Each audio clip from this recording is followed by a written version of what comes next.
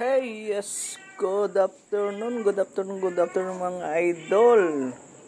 For today's video, magluluto tayo ng bulanglang na bangus. So, mga idol, ito, ang daming kangkong, fresh na fresh. Ito na po yung gabi, bayabas, ang dami mga idol. Yung bayabas natin, manamis. Ayun, oh. Ito mga idol yung luluto natin, yung bulanglang sa Kapampangan. Actually dito ko lang na ranasan na inulam yung Kapampangan bulanglang. So dati hindi ko naman kinakain po ito. Pero ngayon nako, napakasarap pala mga idol. Ito iuna natin yung gabi para maluto na mamaya to. Pag dinagay natin yung bayabas, kasi ito mga idol, yung bayabas dudurugin natin hanggang pinong-pino. Ayan. Oh, shout out pala sa mga nag-uulam ng bulanglang. Mabuhay po ba yun? Ayan. Hintayin natin guys na kumulo para ilagay natin yung bayabas. Ito na guys, no, medyo mainit na, pwede na rin guys, ilagay natin. Ito, ang dami natin linagay na bayabas. Papakuloyin natin ito para makuha natin yung tamang lasa. Ayan, pinapakulo na guys. Medyo matagal nga lang dahil hindi mainit yung tubig na linagay natin dito, kaya medyo matagal. So ito yung lagay natin na kangkong, napaka-fresh talaga guys. So ilagay natin yung sibuyas, kamatis. Isama-sama natin yan guys, kasi ganun din naman, isama-sama natin. Yun, kukulang natin to para dudurugin ng pinong-pino. Ayan, oh. Ayan guys, ilagyan natin ng paminta.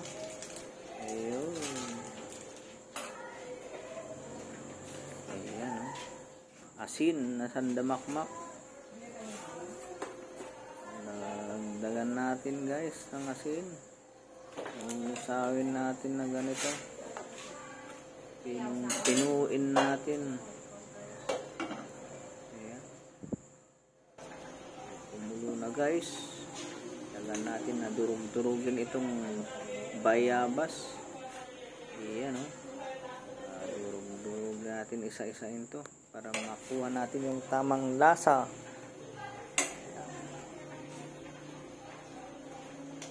Shout out sa mga nagluluto ng bulanglang na bangus ang lulutuin natin guys.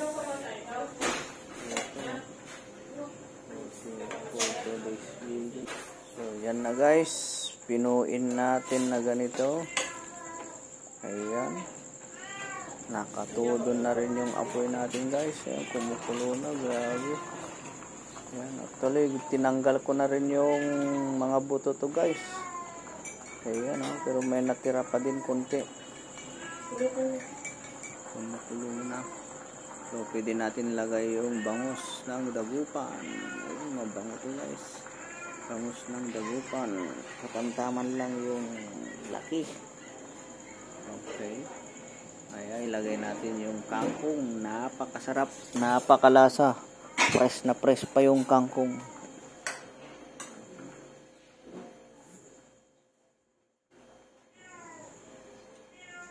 Ang sarap-sarap. Lagay na natin yung sili. Takpan natin guys para mas mabilis maluto.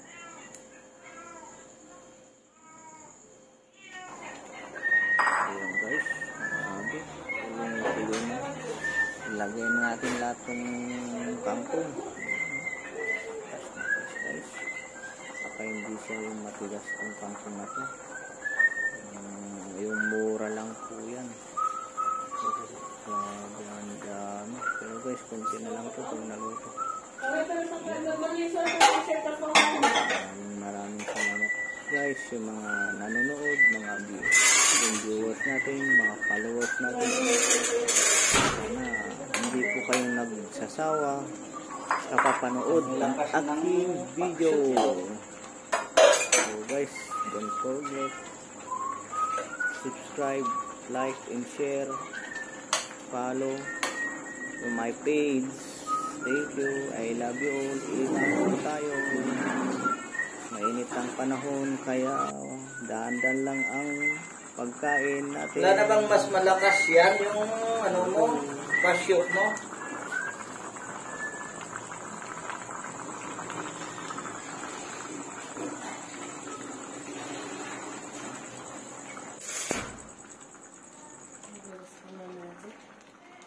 Hoy! Ano? Kahit na na.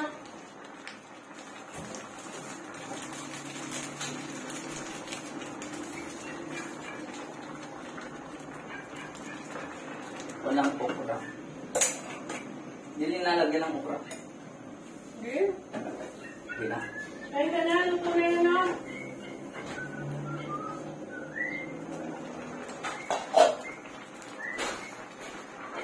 Pasundo mo na yung ano ko.